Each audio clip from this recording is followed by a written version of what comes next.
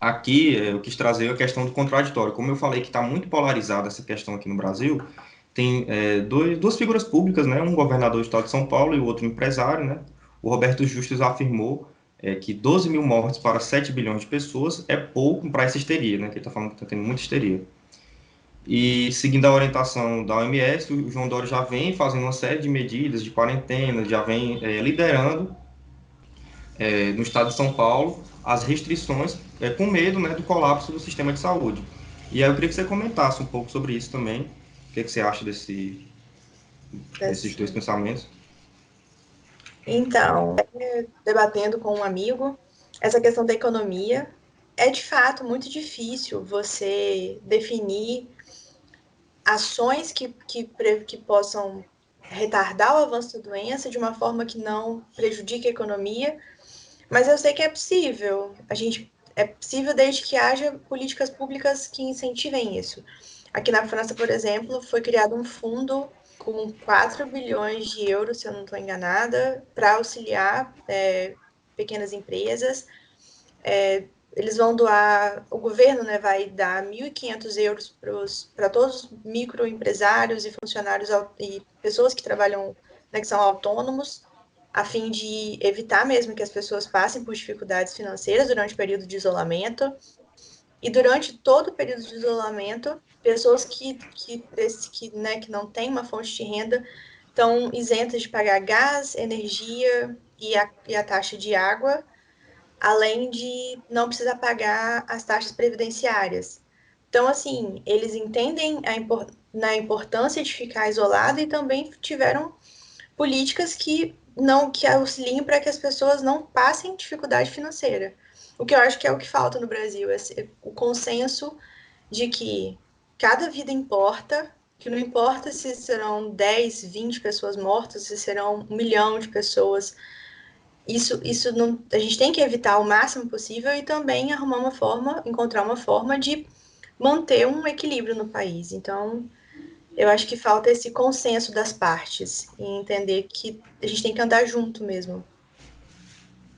Sim, é interessante assim destacar que não é que a gente seja contra a economia. As pessoas precisam entender que Uhum. a gente não é contra e nem muito menos quer que o nosso país quebre, porque a gente também depende do nosso país. Mas é importante que haja alguma forma de unir essas duas questões e combater a doença. Sim. Aí para trazer um pouco da situação mundial, eu trouxe esse gráfico aqui que mostra o avançar dos dias, né, a partir do centésimo caso de cada país e o número de casos. E aí, aqui a gente tem um caso bem específico, né, que é o caso chinês e o caso italiano. Eu queria destacar que aqui, né, no presente momento, eu fiz eu peguei esses dados de ontem.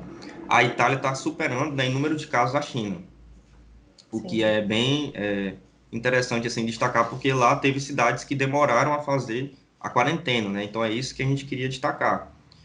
E de certa forma, aqui já teve decretado quarentena em todo o país, né, por todos os governadores, mas tem um debate com relação a voltar, né? Está tendo manifestações, está tendo uma série de polêmicas e tal para voltar, mas o Ministério da Saúde falou ontem que a gente está no começo da curva ainda, a gente está no pezinho para poder falar que a gente pode voltar já, não é seguro voltar.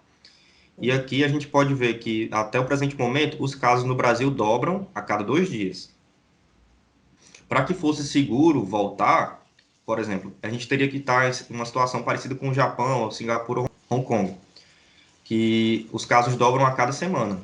Na China tem lugares que vão voltar, mas porque a curva lá se estabilizou suficientemente, principalmente na Península de Hubei e na cidade de Wuhan.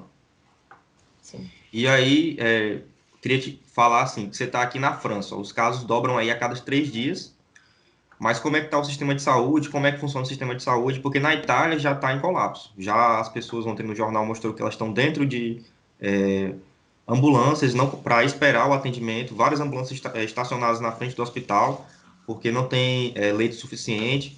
E como é que funciona aí o sistema de saúde na França? Você paga uma taxa muito pequena do seu tratamento de saúde e o governo vem com a maior parte desse tratamento. Então, assim, é muito comum aqui que as pessoas tenham esse plano, como se fosse um plano de saúde mesmo, em que você é reembolsado com todos os seus gastos, então acaba que você é como se fosse um sistema público, porque o governo financia, né, grande parte, então é como se fosse uma parceria mesmo. Os hospitais da França ainda não colapsaram, e eu acredito que a situação não vá ficar caótica aqui, porque a gente fechou, já tem 10 dias, né? Então, teoricamente, agora começa o período crítico, né, na verdade, que começa, né, de 2 a 14 dias da incubação da doença. Então, agora é um momento decisivo para saber se a gente, como vai seguir. Mas a minha visão é de que a situação não vai ficar tão caótica aqui, porque o governo se preparou, foram montados hospitais de apoio, né, nas grandes regiões tem hospitais de apoio para que possam ser levados os pacientes. Então, eles se prepararam mesmo. Tanto que quando houve a conversa de vamos fechar o país, os hospitais os profissionais de saúde estavam pedindo que fechasse, para que eles tivessem esse tempo de se preparar, de montar UTIs, montar áreas de isolamento para que o sistema não chegue a colapsar. Assim, mas isso é, no meu ponto de vista bem particular, eu acho que não vai ficar caótico aqui, né? Mas, assim, é um sistema de saúde eficaz até então, tem sido eficaz. Então, já que a gente está falando de sistema de saúde, né, nada mais justo do que a gente falar lá do SUS, né, que é o sistema de saúde aqui do Brasil, né, o Sistema Único de Saúde, que ele foi criado em 88 pela Constituição Federal, e ele é como se fosse o nosso plano de saúde da população brasileira, né, quem não tem condições de pagar um plano de saúde privado, ele atende a população que não tem, não é coberta por um plano de saúde privado.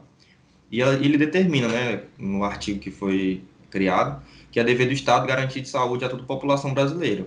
E aí, tanto que lá, várias vezes, né, você tem greve dos médicos por falta de pagamento, falta de insumos, mas assim, existe uma estrutura, né? A cidade que eu morei, que era Campos dos Goytacazes, tinha mais de 5 hospitais, entre públicos e particulares, com a maioria sendo pública, né, que eu visitei. E a grande reclamação dos médicos em geral era com relação a salários, né, com relação à infraestrutura mínima, de insumos, enfim. Mas a estrutura física, ela era razoável, assim, para a situação e para o tamanho da cidade, né? Sim. Então, eu sempre falo que o brasileiro, né, devia se orgulhar e apoiar o Sistema Único de Saúde. Aqui, quando começou nessa questão, eu nunca usei o sistema de saúde aqui, eu não precisei ainda, graças a Deus. Mas quando começou essa coisa, né, do coronavírus, e disseram para mim assim, olha, se você precisar de hospital para qualquer coisa, não vá no hospital público daqui, porque ele não é tão bom, não é bem equipado. Os hospitais privados, que têm parceria com o governo, né, são melhores. Então, assim, as pessoas aqui, o sistema único de saúde aqui não é tão eficaz, e é algo que o brasileiro deveria se orgulhar e apoiar mesmo, e exigir investimento, exigir uma organização, né, uma administração eficaz, porque os hospitais no Brasil eles são muito bons. Foi o que você disse, falta uma boa administração. Então, assim, aqui eu não sei como são exatamente, eu nunca visitei um hospital aqui, mas eu sei que esses hospitais privados têm uma estrutura e uma equipe técnica excelente. E, claro, os profissionais são remunerados de forma correta, são valorizados, então tem toda uma questão socioeconômica envolvida também.